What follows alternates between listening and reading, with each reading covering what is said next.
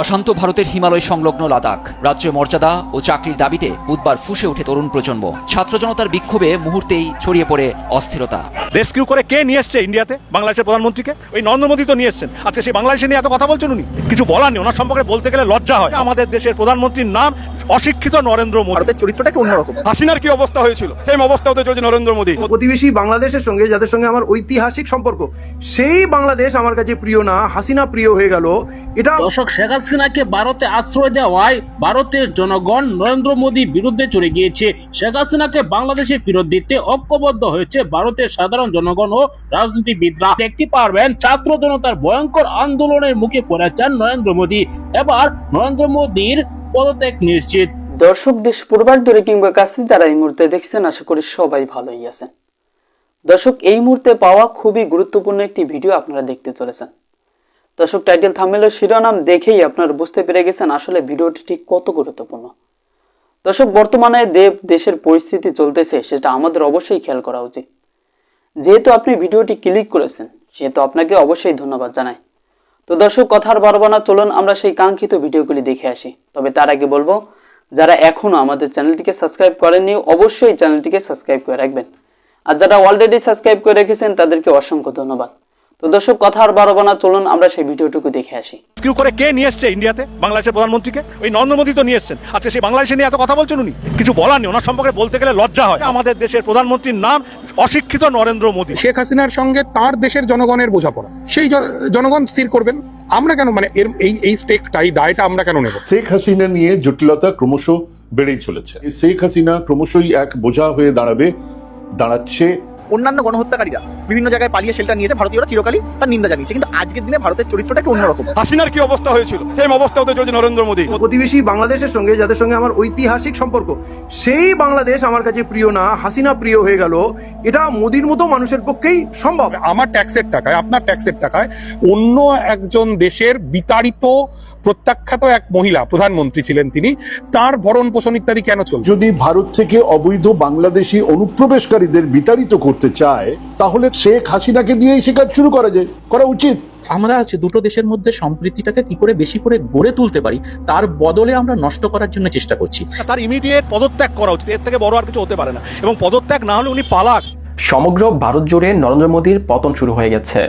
তবে কি এবার শেখ হাসিনাকে সাথে নিয়ে ভারত ছাড়বেন নরেন্দ্র মোদী? শেখ হাসিনাকে নিয়ে ভারতের জনগণের মধ্যে উত্তেজনা দিন দিন বেড়ে চলছে। একজন পলাতক প্রধানমন্ত্রীকে ভারতে আশ্রয় দেওয়ায় এবার মোদীর বিরুদ্ধে আওয়াজ তুলতে শুরু করেছে ভারতের জনগণরা। ভারতের জনগণরা বলছে শেখ হাসিনার মতো পরিণতি হতে যাচ্ছে নরেন্দ্র মোদীর। দর্শক, নরেন্দ্র মোদীর শেখ হাসিনার মতো পরিণতি হোক, কারা কারা চান আপনাদের মতামত অবশ্যই কমেন্ট করবেন।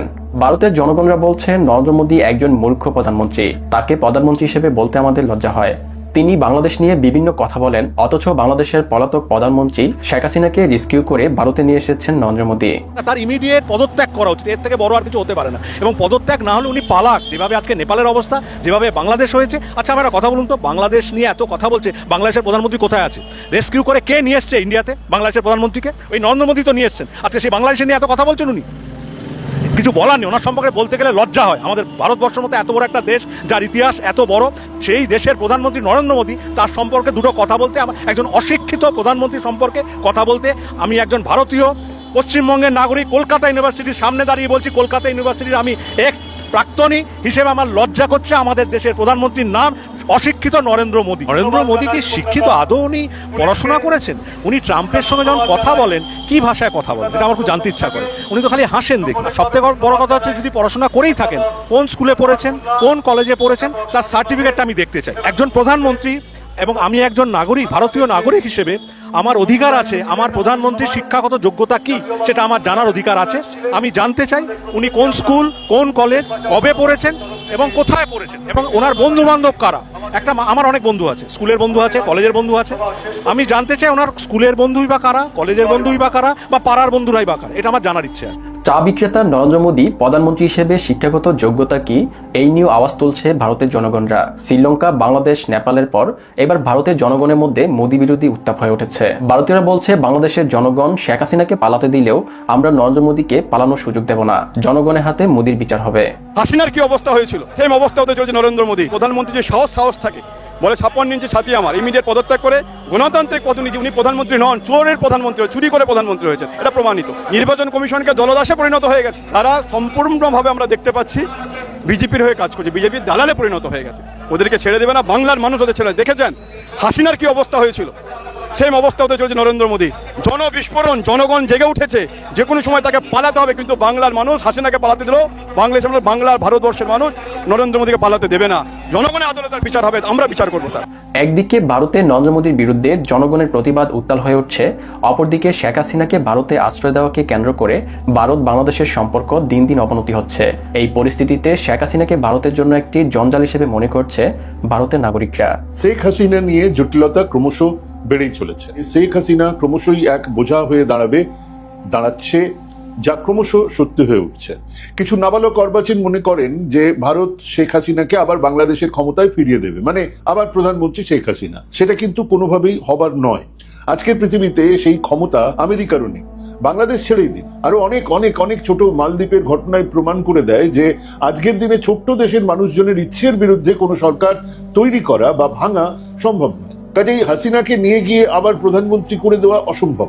আওয়ামী লীগ আবার ক্ষমতায় আসবে বা আবার ক্ষমতায় আসবে না, এরকম কোনো কথা বলা যায় না। কিছুদিন আগেই আওয়ামী লীগ ক্ষমতা থেকে চলে যাবে সেটাও ভাবা যেত না, আবার ফিরে আসবে এটাও ভাবা যাচ্ছে না, কিন্তু সম্ভব নয়, এমন কথা বলা যায় না। কিন্তু ভারত সরকার নিয়ে আলোচনাতে আমরা আমাদের রায় দেব বই কি, উচিত অনুচিত কথা বলবো বই কি। আফটারঅল আমিও তো 140 কোটি ভারতবাসীর একজন। প্রথমত শেখ হাসিনার স্ট্যাটাসটা কি এখন, ঠিক কি, তিনি কোন মর্যাদায় আমাদের দেশে আছে, তিনি এই দেশে বসেই তার দলের রাজনৈতিক কাজ কিভাবে চালিয়ে যাচ্ছেন, তিনি এই দেশে বসেই জার্মানিতে ভার্চুয়াল মিটিং এ বক্তৃতা কিভাবে করছেন, বিভিন্ন সময়ে বিবৃতি দিচ্ছেন, এটা কেন, কিভাবে। আর এইখানে এসেই মোদিজি মৌন, উনি কোনো কথা বলছেন না। ওনার এক সোজা সাপটার নিয়ম আছে, একটা মোডাস অপারেন্ডি, সেটা হলো উনি যে ব্যাপারে কথা বললে পাল্টা প্রশ্ন উঠবেই, আর যে প্রশ্নের জবাব ওনার কাছে নেই সেই বিষয়ে তিনি কোনো কথাই বলেন, বলবেন না। এক্ষেত্রেও সেটাই করছেন।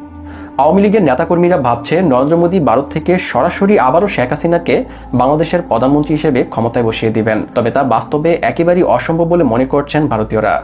ভারতীয়রা বলছেন ভারত সরকার বিভিন্ন সময় অন্য দেশের অন্যায় অবিচার নিয়ে কথা বললেও বর্তমানে ভারত সরকার নিজেই একজন গণহত্যাকারী পলাতক প্রধানমন্ত্রীকে ভারতে আশ্রয় দিয়ে। দর্শক, বাংলাদেশের সবচেয়ে বিতর্কিত প্রধানমন্ত্রী শেখ হাসিনাকে আশ্রয় দিয়ে এবার চরম বিপদে। দর্শক, আমাদের ভিডিওটি শেষ পর্যন্ত দেখার জন্য আপনাকে ধন্যবাদ। দর্শক, এই বিষয়ে অবশ্যই আপনাদের মূল্যবান মতামতটুকু জানিয়ে যাবেন যে আপনিও কি চান নরেন্দ্র মোদী পদত্যাগ করুক, অবশ্যই জানিয়ে যাবেন। দর্শক, আর একটি কথা অবশ্যই বলবো, আমাদের চ্যানেলটিকে অবশ্যই সাবস্ক্রাইব করে রাখবেন। তো আজকের মতো এখানে বিদায় নিতেছি, আল্লাহ হাফেজ, দেখা হবে পরবর্তী কোনো ভিডিওতে।